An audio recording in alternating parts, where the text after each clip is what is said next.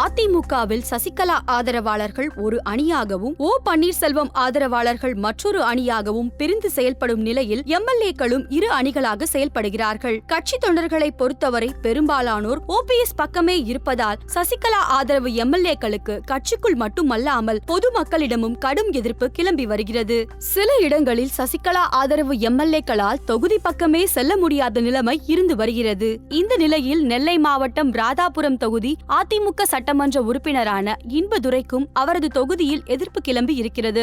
சசிகலாவுக்கு ஆதரவாக செயல்பட்டு வரும் இவருக்கு கூவத்தூர் விடுதியில் அடைத்து வைக்கப்பட்டதாக தகவல் வெளியான சமயத்தில் அவரது தொகுதியை சேர்ந்த ஒருவர் வாட்ஸ்அப்பில் பேசிய உரையாடல் வைரலாக பரவியது. இதையடுத்து சில வாரங்கள் தொகுதி பக்கம் தலை காட்டாமல் ஒதுங்கியே இருந்து வந்த இன்பதுரை தற்போது தொகுதிக்கு சென்று மக்கள் பணிகளை கவனித்து வருகிறார். அவரது தொகுதிக்கு உட்பட்ட பல கிராமங்களில் குடிநீர் தட்டுப்பாடு பெரும் பிரச்சனையாக உருவெடுத்து வருகிறது. அதனை நிவர்த்தி செய்ய அதிகாரிகள் ஒத்துழைப்புடன் பல்வேறு குடிநீர் திட்ட பணிகளை மேற்கொண்டு வருகிறார். சமூகரங்கபுரத்தில் கடுமையான குடிநீர் தட்டுப்பாடு ஏற்பட்டு மக்கள் அவதிப்படுவதாக புகார்கள் வந்ததால் மார்ச் 14ஆம் தேதி அந்த கிராமத்தில் 5 லட்சம் ரூபாய் மதிப்பீட்டில் புதிய ஆழ்துளை கிணறு அமைக்கும் நடவடிக்கையை மேற்கொண்டார். அத்துடன் கொத்தன்குளம் கிராமத்தில் ஆழ்துளை கிணறு அமைக்கும் பணியை உடனடியாக தொடங்க நடவடிக்கை எடுத்து குடிநீர் சீராக கிடைக்க வழிவகை செய்துள்ளார். விஜயாபதி ஊராட்சிக்கு உட்பட்ட ஆவுடையால்புரம் கிராமத்திற்கு மார்ச் 14ஆம் தேதி இன்பதுரை சென்றார். அப்பகுதி மக்கள் அவருக்கு கருப்பு கொடி காட்ட இருப்பதாக கிடைத்த தகவலை அடுத்து போலீசார் தீவிர நடவடிக்கை மேற்கொண்டு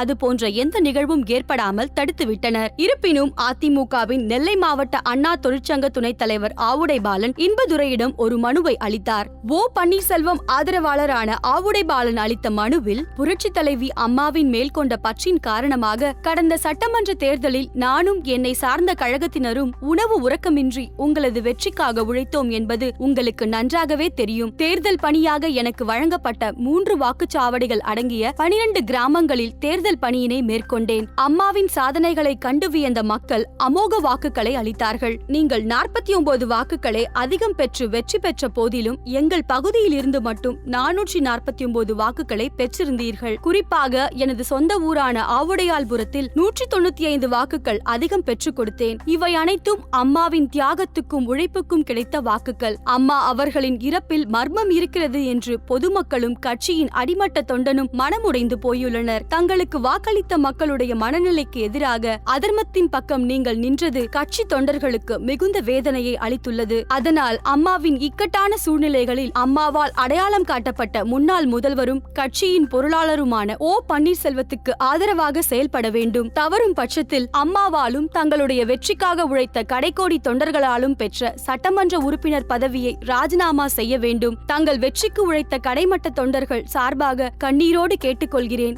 என குறிப்பிட்டிருந்தார். இந்த மனுவை வாங்கி படித்த எம்எல்ஏ அங்கிருந்து சென்றுவிட்டார். பின்னர் இது பற்றி அவர் சமூக வலைதளத்தில் கருத்து தெரிவிக்கையில், அங்கு கருப்பு கொடியை யாரும் காட்டவில்லை. அந்த கிராமத்து மக்கள் என்னை அன்போடு வரவேற்று குடிநீர் திட்ட பணிகளை தொடங்க ஒத்துழைப்பு கொடுத்தனர். அவர்களிடம் விரைவில் கூட்டு குடிநீர் திட்டத்தின் மூலம் தண்ணீர் கிடைக்க ஏற்பாடு செய்வதாக தெரிவித்தேன். கிட்டத்தட்ட 30 நிமிடங்கள் அங்கிருந்தேன். யாரும் கருப்பு கொடி காட்டவில்லை. ஓபிஎஸ்க்கு ஆதரவளிக்க வேண்டும் என பாலன் ஒரு மனுவை கொடுத்தார். அவரது ஊரில் எனக்கு வரவேற்பு கொடுத்ததை கண்டு மிரண்டு கருப்பு கொடி என்று கதை விடுகிறார். நான் நாகரிக அரசியல் செய்பவன், அப்படியே தொடர்ந்து செயல்படவும் நினைக்கிறேன். ஆவுடையால்புரத்துக்கு குடிநீர் வருவதற்கான ஆழ்துளை கிணறு அமைக்கும் பணி தொடங்கி நடந்து வருகிறது. கொத்தன்குளத்துக்கும் நான் சென்றேன். அங்குள்ள ஆழ்துளை குழாய் சீரமைப்பு பணி தொடங்கியுள்ளது. நாளை முதல் குடிநீர் விநியோகம் சீரடையும். நான் மக்கள் நல திட்டங்களை நிறைவேற்றவே ஆவுடையால்புரம் சென்றேன். ஆனால் பாலன் அரசியல் செய்கிறார். அரசியலில் பாலன் ஒரு பாலகன் என தெரிவித்தார். எம்எல்ஏவுக்கு எதிராக அவரது கட்சியினரே போர்க்கொடி உயர்த்தியுள்ள சம்பவம் அப்பகுதியில் பரபரப்பை ஏற்படுத்தியுள்ளது. மேலும் இது போன்ற செய்திகளை தெரிந்து கொள்ள சுட சுட சேனலை சப்ஸ்கிரைப் செய்யுங்கள்.